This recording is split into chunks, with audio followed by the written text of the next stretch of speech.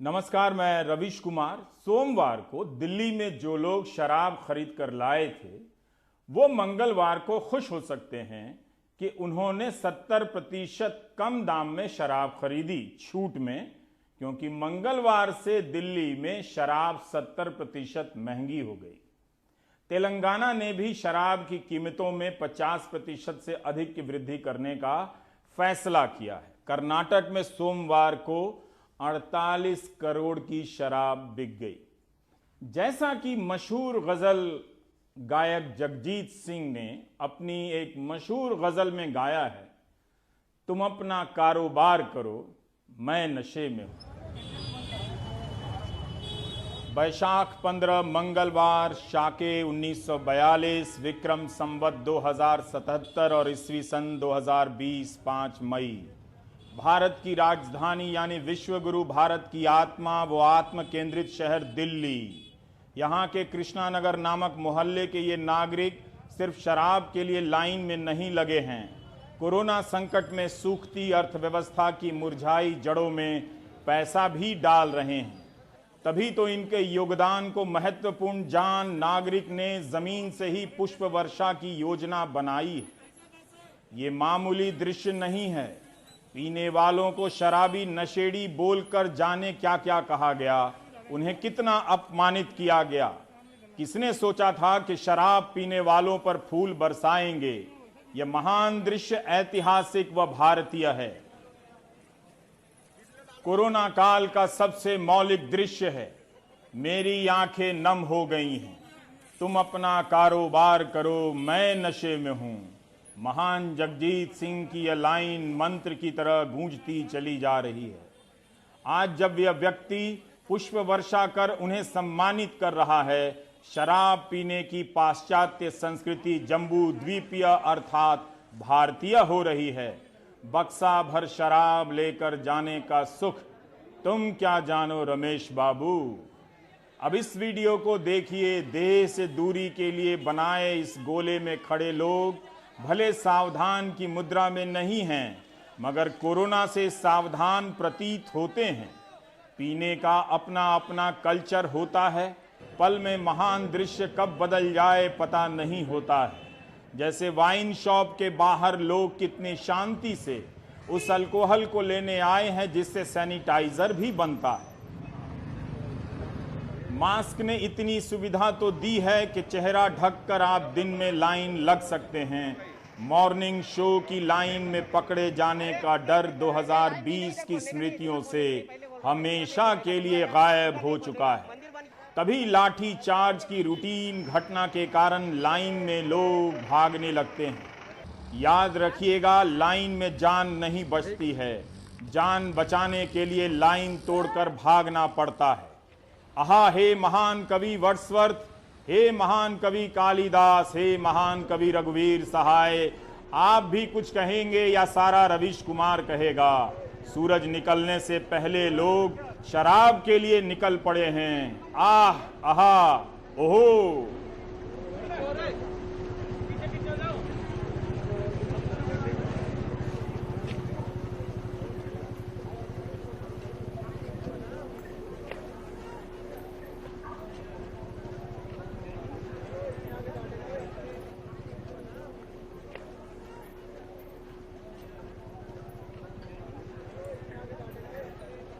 कितनी देर से खड़े हैं वहाँ पे आप? मैं 4 बजे से खड़ा हूँ।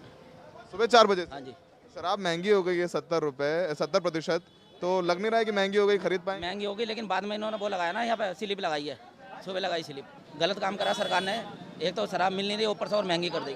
सुबह 4 बजे से आप इंतजार कर रहे हैं शराब के? हाँ जी। ऐसा क्यों? बस लेनी थी, बहुत दिन हो गए थे, मैंने ले लें 2-3 बोतल, लेकिन ये तो अपने अपने आदमी को निकलवा के ठेके वालों ने बंद करवा दिया। देखो सर, शराब के ठेके तो बंद ही नहीं होने चाहिए थे। जैसे राशन की दुकानें खुली हैं ऐसे ये भी खुली होनी चाहिए थी। शायद आज इतनी भीड़ नहीं होती। टाइमिंग होनी चाहिए थी सुबह 10 बजे से 7 बजे तक। ये अगर ठेके पहले खुले होते या बैरिकेडिंग की होती तो इतनी भीड़ ना होती।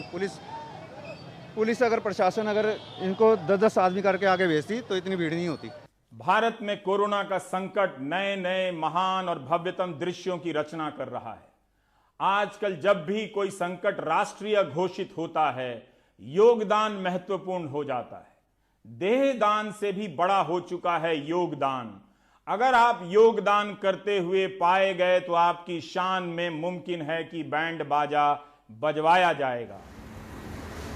इसीलिए आप पेट्रोल नहीं भराते हैं, अब आप अर्थव्यवस्था में योगदान करते हैं।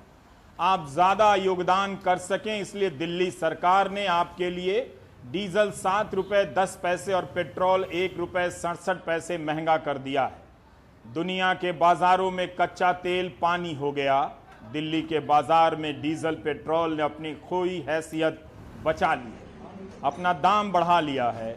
उम्मीद है पेट्रोल पंप पर जब लोग जाएं तो कोई पुष्प वर्षक मिल जाए। आप भी थोड़ा इंतजार कर लें, पुष्प वर्षक आता ही होगा। इन फैसलों का स्वागत करना सीख लीजिए। मिडिल क्लास के हाई क्लास होने का टाइम आ गया है। असर किस तरह का पड़ेगा आपके ऊपर इसका? वैसे नहीं, पहले भी 4-5 रुपये बढ़ रहे थे, कोई दिक्कत नहीं हो रही थी। अब 1 रुपये बढ़ गया तो क्या दिक्कत? असर तो पड़ेगा जी, महंगाई तो बढ़ रही। लॉकडाउन में 1-1 रुपया मतलब बहुत ज़्यादा मतलब वो अहमियत रखता है। फर्क तो पड़ता है सर। कमाई वैसे भी ज़्यादा नहीं है इस समय कमाई पर। वैसे भी ज़्यादा नहीं है और इसमें काम कर रहे हैं हम लोग सर। नहीं भैया, फ़र्क तो पड़ता ही है, हमको नहीं, गरीब आदमी को तो पड़ता ही है। हम लोग भी मिडिल क्लास आदमी हैं। अच्छा। किसी तरीके से गाड़ी खरीद के चलाते हैं। अच्छा। आज तो अपनी वाइफ को लेने आए हैं इतनी दूर। दुनिया भर में अगर मजदूरों का इतने व्यापक पैमाने पे कहीं माइग्रेशन यानी पलायन चल रहा है तो वो भारत है, जिसकी पैदाइश का कारण तालाबंदी है। तालाबंदी कितनी सफल रही यह तय करेगा प्रोपेगेंडा, मगर सच्चाइयां अपना रास्ता ढूंढती रहेंगी। लोगों ने वीडियो चिट्ठियां शुरू कर दी हैं। हैदराबाद से बिहार के मजदूरों ने बिहार के मुख्यमंत्री को एक वीडियो चिट्ठी भेजी है।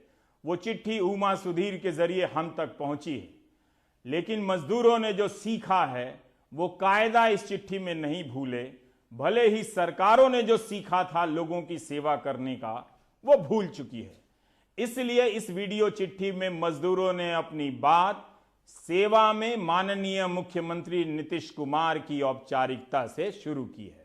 सेवा में श्रीमान नीतीश कुमार जी से निवेदन है कि हम अस्थाई सिद्धिपेट हुस्नाबाद में मेगा कंपनी में काम करते हैं। करीब 200 वर्कर काम करते हैं। हमें यहाँ खाने पीने की तकलीफ़ हो रही है।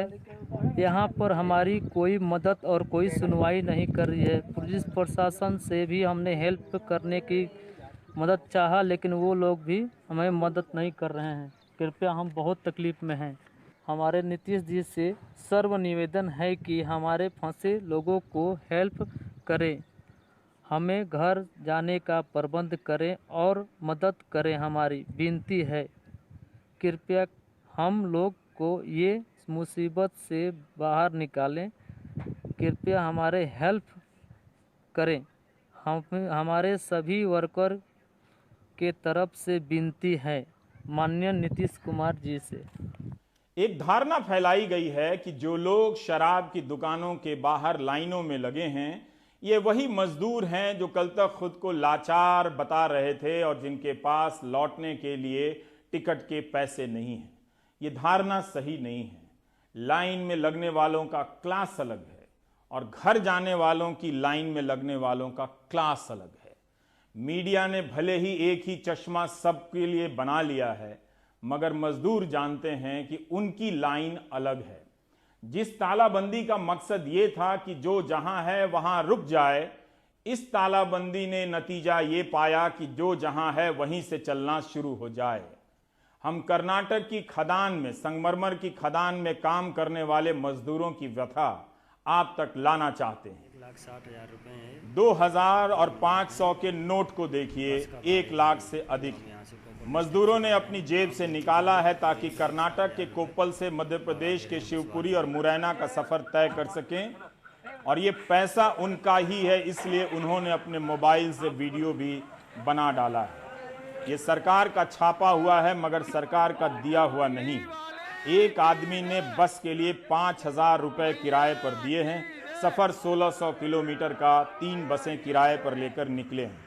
जहां इन्हें रखा गया था वहां कोई शिकायत नहीं, प्रशासन का शुक्रिया भी अदा करते हैं। लेकिन महामारी का डर सवार हो गया, पैसा खत्म होने लगा तो भरोसा कमजोर पड़ने लगा। लिहाजा 1600 किलोमीटर के सफर पर निकल पड़े। धर्मेंद्र ने बताया था कि उनके जानने वाले कुछ लोग कर्नाटक से मध्य प्रदेश के लिए पैदल भी निकले हैं। उसने यह भी बताया कि 32 लोगों की एक बस से 1,60,000 रुपया लिया गया किराए का। दूसरी बस ने 29 लोगों के लिए 1,45,000 रुपये किराए लिए। तीसरी बस के करीब 20 लोगों से पैसा नहीं लिया जा सका क्योंकि उनके पास पैसा नहीं था। इस आर्थिक संकट में कर्नाटक से मध्य प्रदेश के शिवपुरी तक पहुंचने के लिए मजदूरों को अपनी जेब से 5,000 रुपए देने पड़े। इनकी कहानी एक और है। 28 मार्च को तालाबंदी के बाद ये लोग ट्रक किराया पर लेकर निकले थे। ट्रक पकड़ा गया, मगर उसके लिए जो उन्होंने 1.5 लाख रुपए किराए पर दिए थे वो पैसा नहीं मिला। 15 से 20,000 रुपए महीने का कमाते हैं। बचत का कितना हिस्सा इनका घर तक पहुंचने में लुट गया और उड़ गया, इसका कोई हिसाब नहीं। हमने धर्मेंद्र से ही कहा, जो इस बस में सवार हैं, कि आप अपने मोबाइल फोन निकालें और जो बताना चाहते हैं, जिसका भी शुक्रिया अदा करना चाहते हैं, जिससे भी शिकायत करना चाहते हैं, उन सब जानकारियों के साथ अपनी यात्रा का वीडियो विवरण भेज दें। बेंगलोर से ज़्यादा नहीं तो 400-500 किलोमीटर आ गए हैं। यहाँ पे एक चेक पोस्ट है, उस चेक पोस्ट के पास ना ठहरे हुए हैं और हमें यहाँ से पुलिस जाने नहीं दे रही है। मतलब हमको जो ट्रक वाला था वो भी भाग गया। तो खाने का मतलब समस्या हमें ये है कि हमें कैसे भी करके हम सरकार से रिक्वेस्ट करते हैं, मोदी जी से, सबसे, कि हमें घर पे पहुँचाया जाए। खाने को यहाँ पे गाँव वाले व्यवस्था कर रहे हैं, कब तक हमारी गाँव वाले सहायता करेंगे? 1 दिन, 2 दिन, 3 दिन, 4 दिन, कब तक करेंगे? 1,60,000 रुपये है ये हम डाल रहे हैं बस का भाड़े के लिए, जो हम यहाँ से कोपर डिस्ट्रिक्ट से जा रहे हैं गांव MP के लिए। कल से कोई भी खाना नहीं मिला है, भूख से सब लोग बहुत परेशान हैं, भूख से बहुत परेशान हैं। भूख के लिए बहुत सारी तकलीफ उठानी पड़ रही है हमको। सब लोग हम बस में आ रहे हैं पर भूख के लिए बहुत परेशान है। कल सुबह 9 बजे का नाश्ता किया है, उसके बाद कोई भी मतलब हमने खाना पीना कुछ नहीं खाया। कांग्रेस के कार्यकर्ता MP से माननीय श्रीमान रानवास विधायक जी, वो हमारी फुल सपोर्ट कर रहे हैं। उन्हीं की वजह से हमने मंजिल पार की है।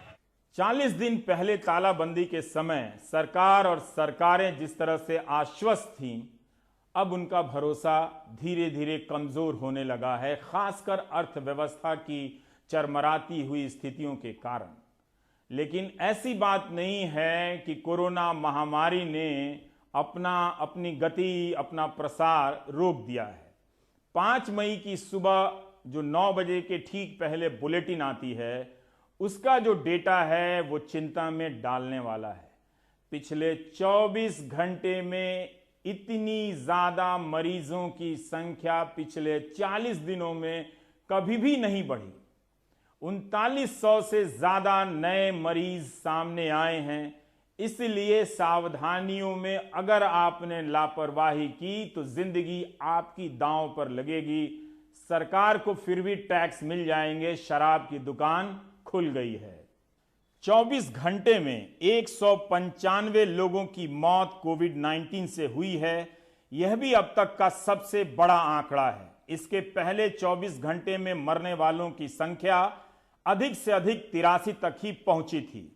24 घंटे में 195 लोगों की मौत के साथ मरने वालों की कुल संख्या 1568 हो गई। 3900 नए केस के साथ कुल संक्रमित मरीजों की संख्या 46,433 हो गई है। बीमारी के बढ़ने की रफ्तार के हिसाब से भी देखना चाहें तो देखिए, अभी तक यह महामारी कुछ हफ्तों से 5 से 6% की रफ्तार से बढ़ रही थी। मंगलवार सुबह का जो आंकड़ा आया है बता रहा है कि महामारी की वृद्धि की दर बदल गई है, 8.39% हो गई है। इसलिए आप इन आंकड़ों को नजरअंदाज नहीं कर सकते हैं। महामारी का खतरा हमसे नहीं टला है। इन 40 दिनों में कहां तो हम इस स्थिति में होते कि इनके प्रसार की गति को काबू में पा लिए होते, लेकिन पिछले 24 घंटे की संख्या डराने वाली है। संख्या लगातार बदल रही है, इसलिए हमने मंगलवार की सुबह का डेटा आपकी सुविधा के लिए लिया है, लेकिन लगातार बदल रही है और हमारे चैनल के टिकर पर वो लगातार दिख भी रही है। लघु व मध्यम उद्योग की श्रेणियां भारत की अर्थव्यवस्था की जान है। 24 मार्च की तालाबंदी के बाद उनकी हालत आईसीयू में चली गई है। उसके पहले भी उनकी हालत बहुत अच्छी नहीं थी। इस दौरान जब कोई आर्थिक गतिविधियां नहीं हो रही है, छोटे छोटे कारोबारी बैंक का लोन चुकाने के लिए मजबूर हैं, जीएसटी दे रहे हैं, उनके बही खाते में कर्ज का पैसा बहुत बड़ा होता जा रहा है, वो एक तरह से कर्ज में डूबते चले जा रहे हैं। और अब तो वो कहते हैं कि सरकार ने कानून बनाया है कि उन्हें सैलरी देनी पड़ेगी। अब उन्हें इस बात की परवाह नहीं है, जब पैसा नहीं तो हम सैलरी कहां से ला कर दें। जिसे जेल भेजना है वो जेल भेज दे। सौरभ की ये रिपोर्ट देखिए। वायरिंग हार्नेस बनती है, तो उससे इससे हम इसका मटेरियल यूज होता है वायरिंग हार्नेस को बनाने में। नोएडा में 1978 से पॉलीफ्लेक्स यानी तार बनाने की फैक्ट्री चलाने वाले 67 साल के वीके सेठ हमें नोएडा के सेक्टर 6 में अपना गोदाम दिखा रहे हैं। माल बोरियों में भरा पड़ा है और अब खराब हो रहा है। वीके सेठ बताते हैं कि इन्होंने इस महीने कर्मचारियों को वेतन नहीं दिया और यही हालात रहे तो फैक्ट्री बंद करने की नौबत आ जाएगी। हमारा कुछ मटेरियल ऐसा है कि कुछ चूहे काट जाते हैं, खराब हो जाता है, और जो नीचे पड़ा होता है वो सीलन की वजह से मटेरियल खराब हो जाता है। लोगों की पेशेंस खत्म होती जा रही है। बहुत सारे लोग ऐसे हैं जिन्होंने कह दिया कि सर इसके बाद हम फैक्ट्री नहीं चला पाएंगे, अगर ये हालात इसी तरह रहा हमारे बस का नहीं, हम फैक्ट्री चला पाएंगे, इतने लॉसेज हमारे हो रहे हैं। नोएडा के अमित गुप्ता को बिहार और यूपी सरकार ने बाढ़ रोकने के लिए काम में आने वाले मिट्टी के बोरे तैयार करने का कॉन्ट्रैक्ट दिया है, लेकिन पिछले 1 महीने से सरकारी दफ्तरों के चक्कर लगा रहे हैं। अमित गुप्ता का कहना है कि अगर ये बोरे तैयार नहीं हुए तो लोग कोरोना से ज्यादा बाढ़ में मर जाएंगे। लेबर की जो पेमेंट सैलरीज की दिक्कत आ रही है बहुत ज़्यादा, कि अब काम चालू नहीं होगा तो सैलरीज कैसे देंगे। दूसरी चीज़ क्या है कि हम लोग जो भी बाढ़ नियंत्रण में काम होता है, बाढ़ को रोकने के लिए हम लोग जियो वैक्स और गेविन सप्लाई करते हैं, जो कि गोरखपुर, गोंडा, लखीमपुर खीरी, पूरा बिहार, असम, और अभी आपको मालूम है कि 1 जून से सब जगह बाढ़ आने का टाइम चालू हो जाता है। तो अगर हम लोग वैक्स सप्लाई नहीं कर पाएंगे तो वहाँ पर बाढ़ आ जाएगी और लाखों आदमी जिंदगी खो देंगे। सरकार ने आदेश दिया था कि लॉकडाउन के दौरान सभी कंपनियां कर्मचारियों को वेतन देंगी, लेकिन काम बंद है। पहले से ही आर्थिक मंदी से जूझ रहे एमएसएमई सेक्टर ने मार्च महीने का वेतन तो दे दिया, लेकिन अप्रैल के लिए सबने हाथ खड़े कर दिए हैं। वेतन देने के पैसे नहीं है, सरकार चाहे तो जेल भेज दे। आज की डेट में हमारे पास एक भी पैसा नहीं है, तो हम कहां से किसको पैसा देंगे। आप वहां से आदेश बैठ के निकाल देते हो कि आपको इतना पैसा देना है, पर क्या आपने उद्योगपति की दर्द समझा, उद्योगपति की मजबूरी समझी कि आज उसके क्या हालात हैं। कोई भी उद्योगपति 98% व्यक्ति बैंक से लोन लेके अपनी इंडस्ट्री चलाता है, और जब वो इंडस्ट्री चलाता है तो आपको राजस्व पूरा देता है, सैलरी पूरी देता है, बिजली के बिल पूरे पे करता है, उसके बाद कहीं 2 पैसे वो अपने घर लेके जाता है।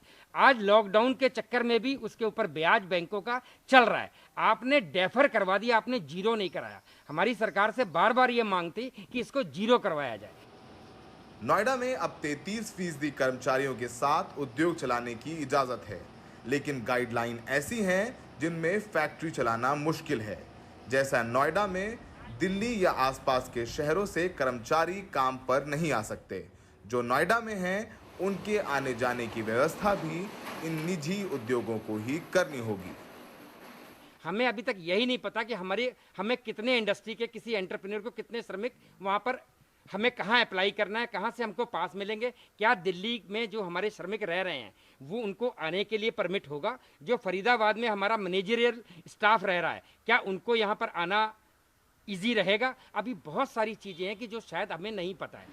नोएडा औद्योगिक संघ के मुताबिक पूरे नोएडा, ग्रेटर नोएडा में 10,000 से ज़्यादा उद्योग हैं, जिसमें 8 से 9 लाख से ज़्यादा श्रमिक काम करते हैं। और हर साल सिर्फ नोएडा से सरकार को लगभग 18,000 करोड़ का टैक्स प्राप्त होता है। ये फैक्ट्रियां शुरू तो हो रही हैं, पर यहां काम करने वाले मजदूर भूख से परेशान होकर या तो जा चुके हैं या जाने का इंतजार कर रहे हैं। सवाल यही है कि इन उद्योगों में काम करने के लिए मजदूर कहां से आएंगे। पहले नोटबंदी, फिर जीएसटी और अब ये कोरोना के चलते लंबा लॉकडाउन। सबसे ज्यादा मार इन लघु और मध्यम उद्योगों पर पड़ी है। लेबर जा चुकी है, काम करने वाला कोई है नहीं, गाइडलाइंस क्लियर नहीं है, तमाम प्रैक्टिकल प्रॉब्लम्स हैं जो इन्हें फेस करनी पड़ रही है। अब यही देखना होगा कि कब वापस इन बंद पड़ी फैक्ट्रियों में मशीनों का शोर गूंजेगा और लोगों को रोजगार मिलेगा। नोएडा में शशिकांत झा और अरविंद उत्तम के साथ सौरभ शुक्ला, एनडीटीवी इंडिया। कांग्रेस सांसद राहुल गांधी ने आज अर्थशास्त्र में नोबेल पुरस्कार प्राप्त अभिजीत बनर्जी से बात की।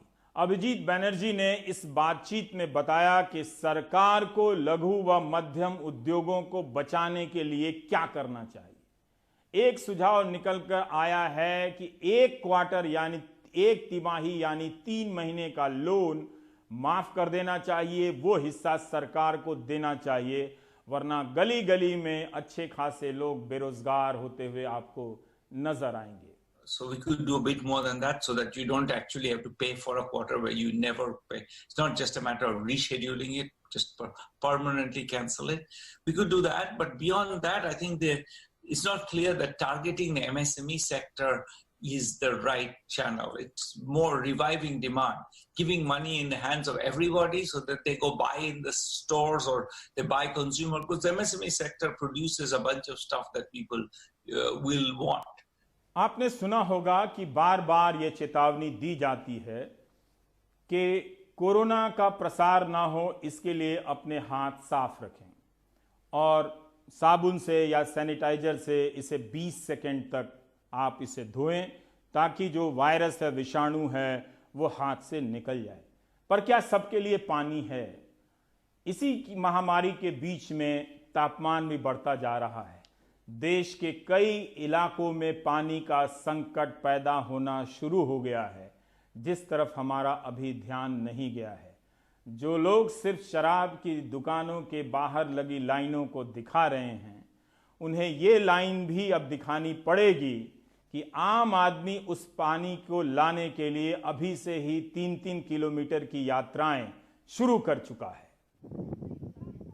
अब आप इस वीडियो में देखिए कि पानी के लिए महिलाएं कितने गहरे कुएं में और किन रास्तों से उतर रही हैं। इसी पानी से तो हैंड वॉश करना है आफ्टर एवरी 20 मिनट्स लेकिन गांव की औरतें इस पानी को लेने के लिए 3 किलोमीटर पैदल चलकर आई हैं, जान जोखिम में डाल रही हैं। बगैर पानी का इंतजाम किए हम 5 ट्रिलियन इकोनॉमी के स्लोगन में बहक रहे थे। महाराष्ट्र का बीड जिला है, कई इलाकों में पानी का संकट गहराया है। धारूर तहसील में उमेरवाड़ी गांव का यह वीडियो है, आप देख रहे हैं और समझिए कि आने वाले दिनों में हम सबको इस एक चुनौती से भी लड़ना होगा जब पानी कम हो जाएगा और हाथ साफ नहीं हो पाएगा। एक और समस्या पैदा हो रही है क्वारंटीन सेंटर से। क्वारंटीन के लिए भी अलग अलग नियम बनाए गए हैं। कहीं 14 दिनों के लिए क्वारंटीन किया गया है, कहीं 21 दिनों के लिए, और कहीं पर 21 दिनों से ज्यादा हो गए हैं मगर उन्हें छोड़ा ही नहीं जा रहा है। कई तरह की प्रक्रियाओं में लोग उलझे हुए हैं। इन क्वारंटीन सेंटर के भीतर भी कई तरह की अव्यवस्थाएं जन्म ले चुकी हैं और नतीजा ये हो रहा है कि अब यहां से भागने की खबर आने लगी है। ये वीडियो दिल्ली का है, सोमवार का है, विष्णु गार्डन का एक स्कूल का है, जहां पर 24 मार्च की तालाबंदी के बाद अपने घर लौट रहे मजदूरों को पकड़कर लाकर रखा गया था, मगर ये मजदूर दीवार फांदकर, गेट फांदकर भागने लगे क्योंकि भीतर की अव्यवस्थाएं या बाहर निकलने की जो बेचैनी है वो इन्हें एक तरह से गेट के ऊपर ले आई है। दिल्ली का ये वीडियो सोमवार।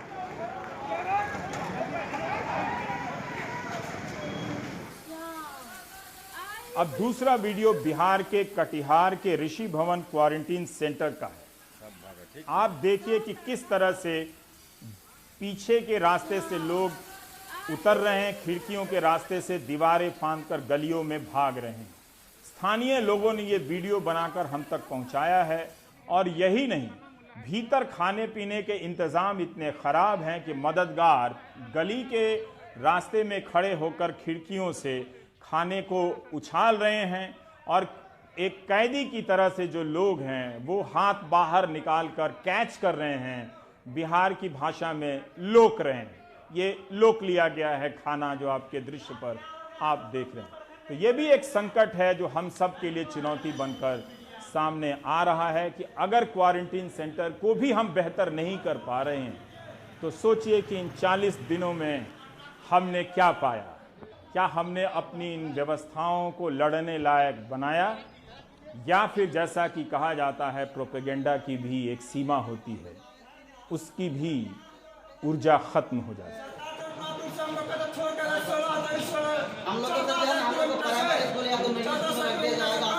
कहाँ से आए हैं? पंजाब से। अब हम लेते हैं एक ब्रेक के बाद जब लौटेंगे तो हम रिटेल सेक्टर में किस तरह की चुनौतियां आई हैं उसके बारे में प्रवीण खंडेलवाल से बात करेंगे।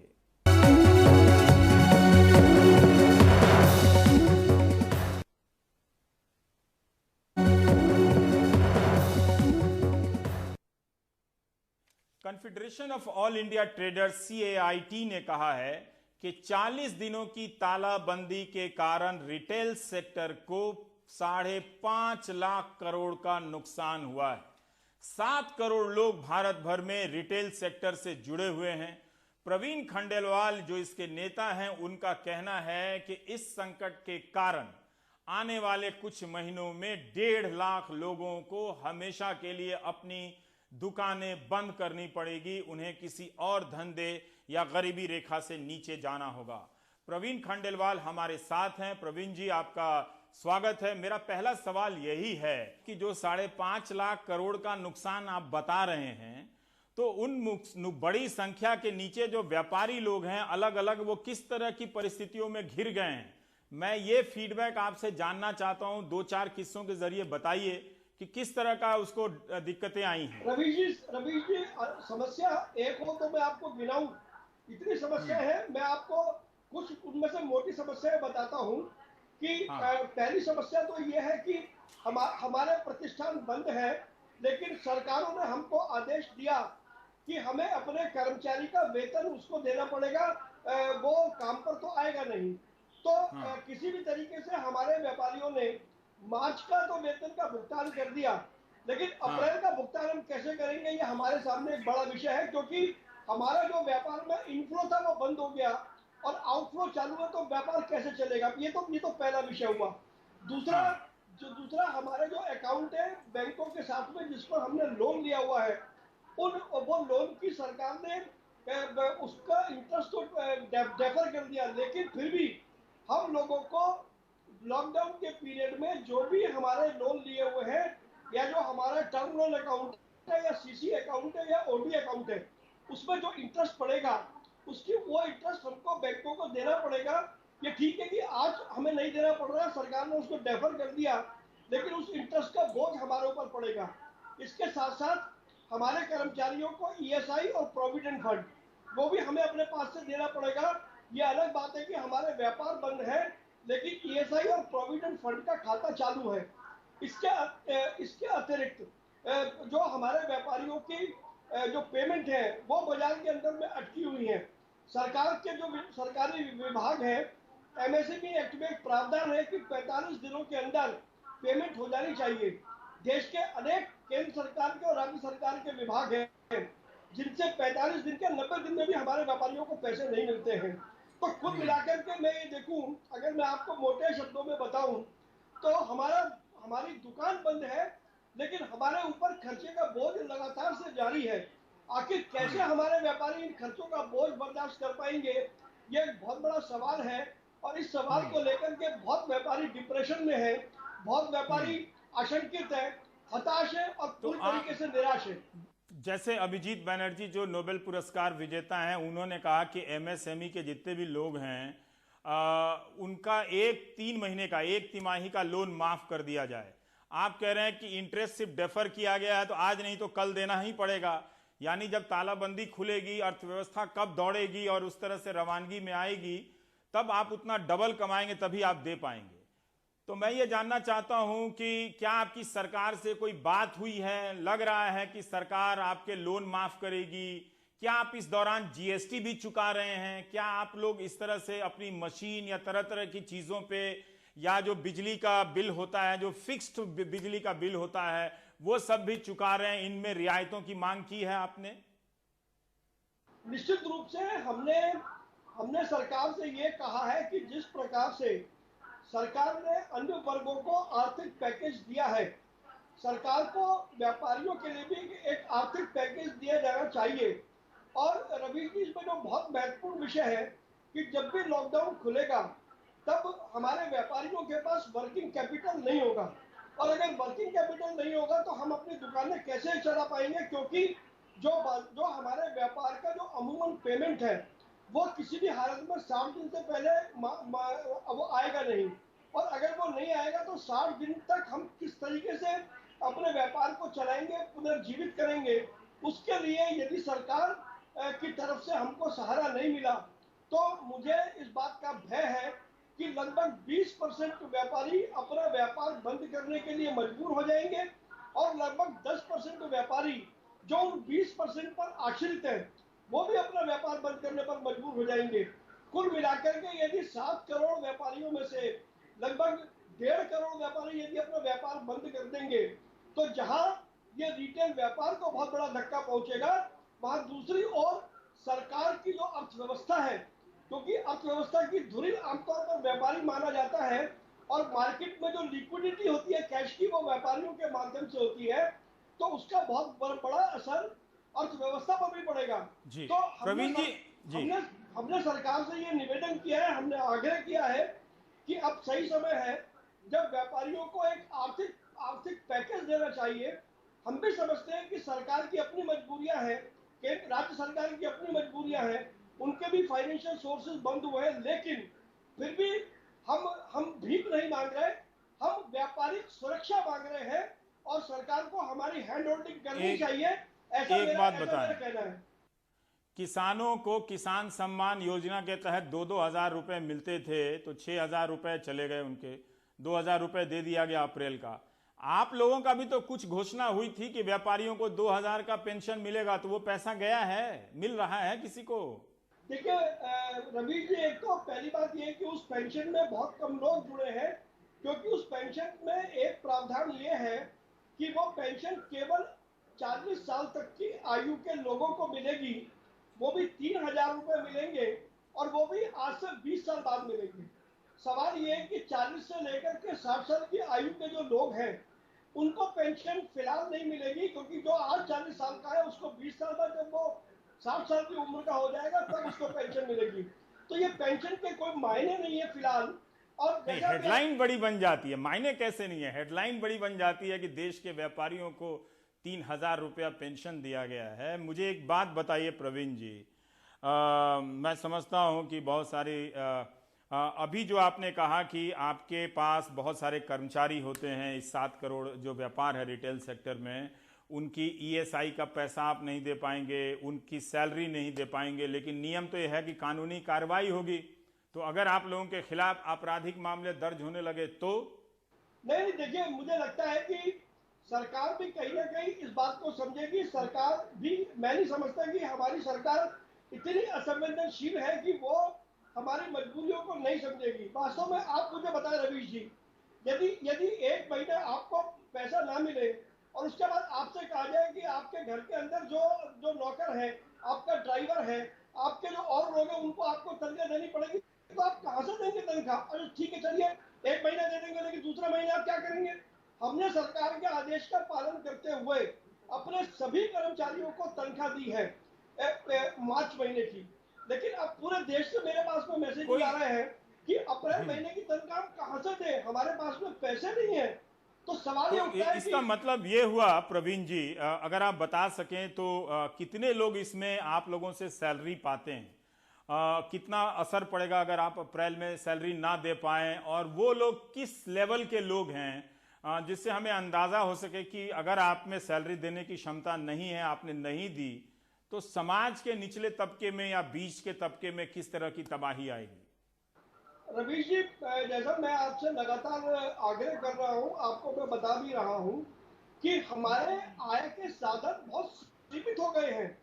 आय, या मैं कहूँगा आय के साधन फिलहाल हमारे सारे बंद हो गए हैं, और ऐसे में जब हमारे आय के साधन बंद हो गए हैं, हम चाह करके भी, हम भी नहीं चाहते कि जो कर्मचारी हमारे यहाँ 15 साल या 20 साल से जुड़ा है, हम उसको तनख्वाह न दें या हम उसको छोड़ दें।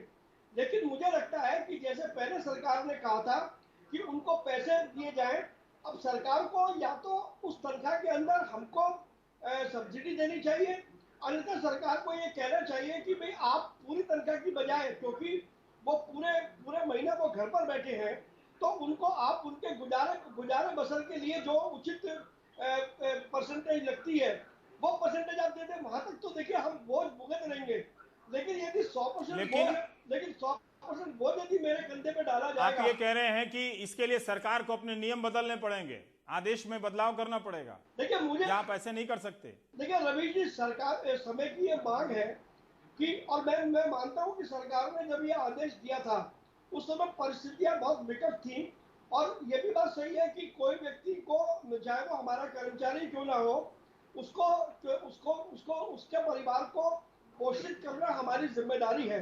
लेकिन अगर केवल पोषित करने तक की जिम्मेदारी हो, तो मेरा अपना मानना है कि जो कर्मचारी की तनख्वाह थी उसका 30-35% भी यदि हम उसको दे देंगे तो वो अपने परिवार को चला सकता है।